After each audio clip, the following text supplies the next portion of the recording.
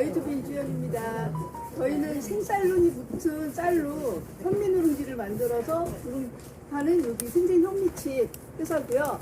지금 여기 갖다 놓은 거는 우리나라에서 제일 비싼 쌀 중에 하나인데 그 밥할 때 팝콘 향이 나요. 그리고 먹을 때도 팝콘 향이 나는 골드키를 여기 김사부 선생님이 판매해 주신다고 해서 갖다 놨어요.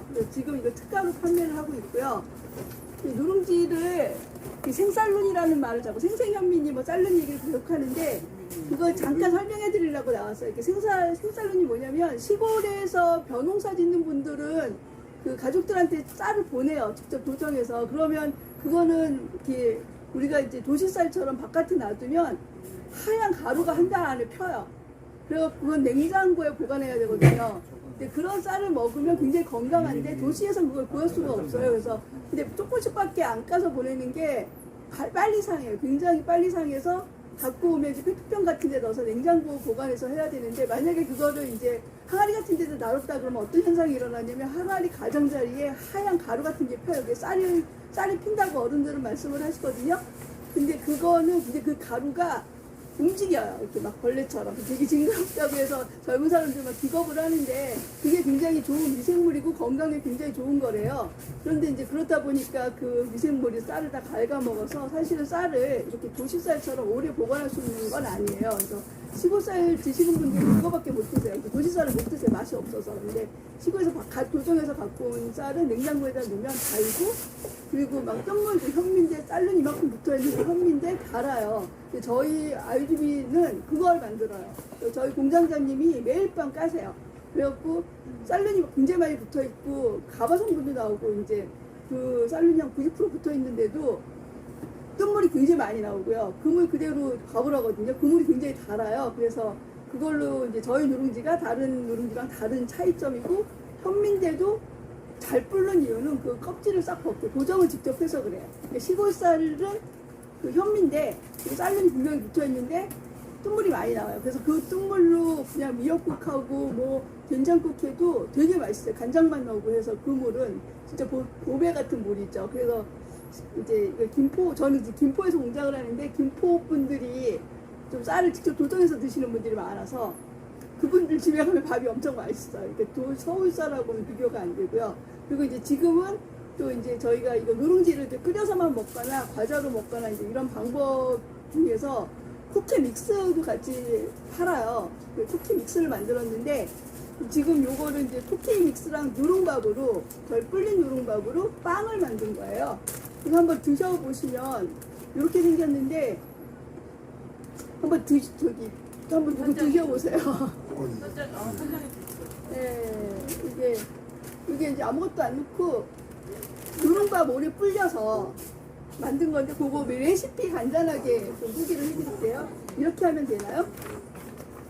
네, 요거 이렇게 지금 판매하는 거가 여기서 이렇게 현미랑 골드킨 두 종류 지금 판매하고 계시는데 요거 한 봉이 20g이거든요. 네, 이거 갖다 드세요. 여기 멸치볶음 섞은 것도 있어요. 제가 멸치볶음 전멸치볶음. 네. 요거 이제 3봉이면 60g이에요. 3봉짜리를 한 2시간 찬물에 불리면 불어요. 이렇게 그릇에 있는 것처럼 이렇게 불어요. 그러면 이 2시간 푹 불은 누룽지를 가지고 빵을 만드는데 어떻게 만드냐면 계란 2개를 거품을 내요. 근데 계란만 섞지 말고 이렇게 설탕 말고 소스 원당 팔아요. 그거 괜찮아요.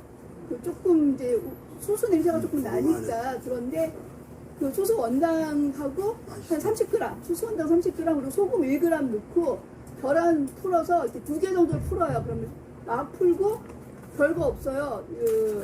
아까 불린 누룽밥 거기다 넣고 그 다음에 믹스 60g을 넣어요. 그런 다음에 반죽을 이렇게 하세요.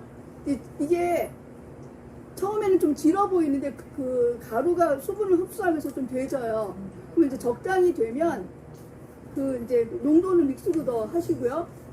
그러면 이렇게 그냥 동글동글하게 오븐팬에다가 기름 조금 칠하고 이렇게 숟가락으로 손으로 이렇게 해서 반죽을 하시든지 숟가락으로 좀 떠놓든지 해서 모양을 만드셔서 오븐에다 구우시면 돼요. 오븐에 180도에서 한 200분, 20분. 그 다음에 오븐은 없고 에어프라이가 있다 그러면 에어프라이기에서는 180도 조금 넘게 해서 13분. 그러면서 꺼내서 이제 뭐 조금 덜 좀 딱딱하다 그러면 한 뭐 2, 3분 더 하시면 되고, 이렇게 해서 적당히 구우시면 돼요. 그러면 이렇게 빵이 되고요. 믹스만 가지고도 하면, 만약에 이제 믹스는 이제 하면 과자처럼 돼요. 얘는 믹스는 바슬바슬하게 과자처럼 되고, 계속 계란 하나에 하시면 되고, 요 반죽에다가 혹시 좋아하시는 호두나 뭐 견과류 다져서 넣으셔도 되고요.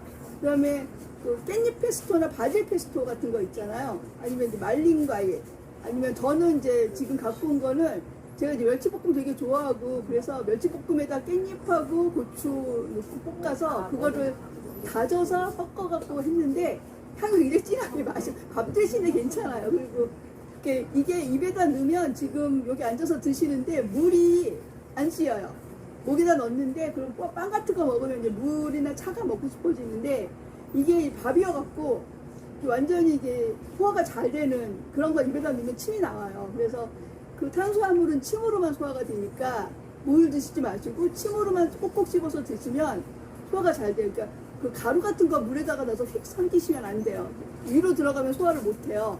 누룽지가, 저희 누룽지가 그 소화 효소가 굉장히 많거든요. 아밀라제. 근데 그래도 침은 무료니까 이걸로 꼭꼭 많이 씹으셔서 그 삼키시기가 굉장히 좋고, 이 믹스만 가지고 과자를 만드셔도 그게 밥으로 만들어져 있기 때문에 입에다 넣으시면 침이 많이 나와갖고 그냥 차 없이도 잘 삼켜져요.